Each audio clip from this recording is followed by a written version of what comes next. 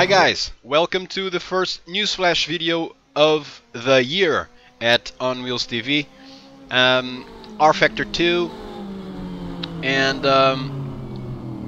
the car that was missing in the GT3 Challenger spec, the car that we already knew the brand that would still get a car in that pack, but it was delayed. But now it's available. It's the Aston Martin Vantage, the 2019 spec car for the GT3 championships around the world. And yeah, still trying to find my way, knowing this car at Mid-Ohio. We decided to use for this video the Mid-Ohio track, VLM track for rFactor 2, so this is not an official track, but it's one of those tracks that I believe everyone enjoys driving on or in, regardless of the sim, as long as it is a good track in terms of work. So the Aston Martin Vantage 2019 spec is now available in sim racing on rFactor 2. So this is, at least I believe it is, the first virtual version of this car available for sim racing in terms of GT3 cars, and it adds to the other 4 cars from the GT3 Challenger spec that were already released, that we already commented in the video, and we said at the time that we would probably be making another video when the new car, when the remaining car was released, and here it is. But this video doesn't speak only about this new car, although you will see basically images or footage from this car, both TV cam and onboard cameras. With this release, a few days later was released an update, or I believe it was basically 2 updates, one for the other cars and then one specifically for this one. I apologize that we recorded this footage on the day that the update was released, but this footage was recorded before the update was released, so you will not see in the video, I believe, at least I believe, one of the things that was introduced in the update. So in the V1.5, in the V1.15 version of this car, of the Aston Martin, which is basically the fix in the missing brake calipers. I believe we cannot see the brake calipers in the video. I'm not sure, but I believe that we cannot see them because the update, I updated the sim unfortunately after the recording the footage for this video. Anyway, all the cars were updated. Yeah, I was struggling for the first lap with the car. Then I started driving accordingly and behaved more properly, and you will see that from now on. But I wanted to show you also when something wrong happens, and we are back on track. So basically all the cars received updates. In terms of the Aston Martin, there were chassis texture updates and fixes. There were other fixes also in textures related, for instance, with the fuel intake cap, and there was also an issue with the windows when using external cams. I believe you will see that in one of the external cams also in the video, but that is now updated. So in case you are seeing it in the video, you won't see it in your car, in your sim, in case you have this content, because it was already updated. But there were also updates released earlier in the McLaren 720S GT3. There were the liveries from the McLaren Shadow project challenge were already released in the sim. Also, the Porsche received some fixes. There were some revisions in the car dashboard, and also the Audi R8 LMS GT3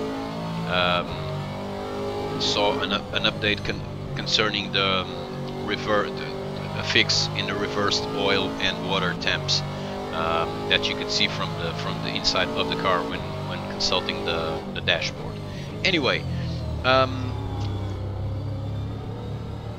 in this footage you will see also with the other cars on track, along with the Aston Martin, you will see some cars from the previous GT3 content, because I decided to select all the GT3 cars currently available from Studio 397, currently available in the sim, and the sim randomly chose some cars also from the previous content, and it's okay because all these cars race together anyway.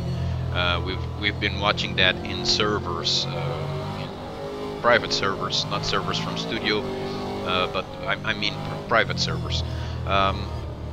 And basically, as we suspected, when the content, when the GT3 Challenger spec was released, this content is showing itself to be a huge success in the community, proving that first, GT3 content is highly appreciated among sim racers, and also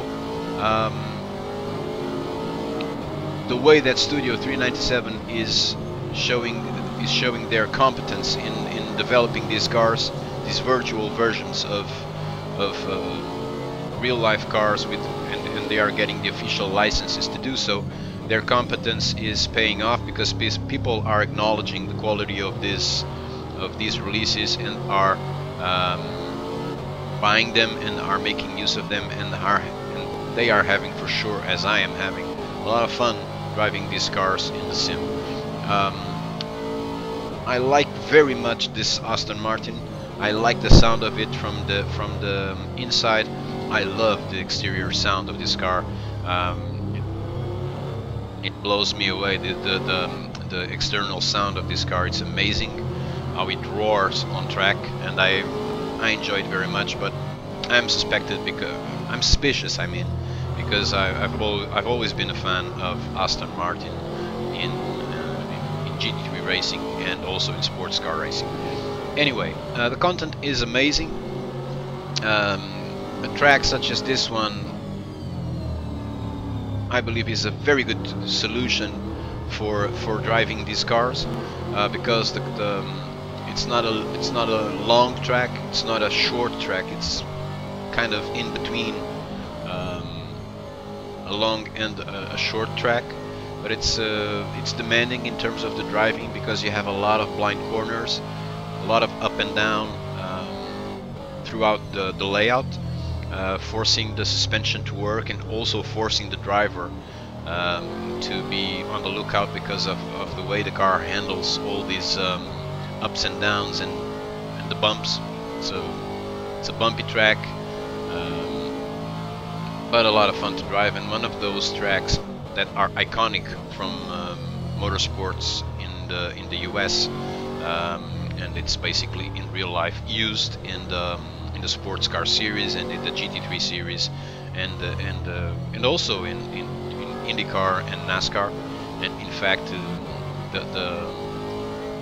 from the three options that VLM made available when you download this track, we chose the one that it's basically used in IndyCar, but it doesn't change in terms of the layout. It's basically the changes are, I believe, in terms of the ads available that you can see on track.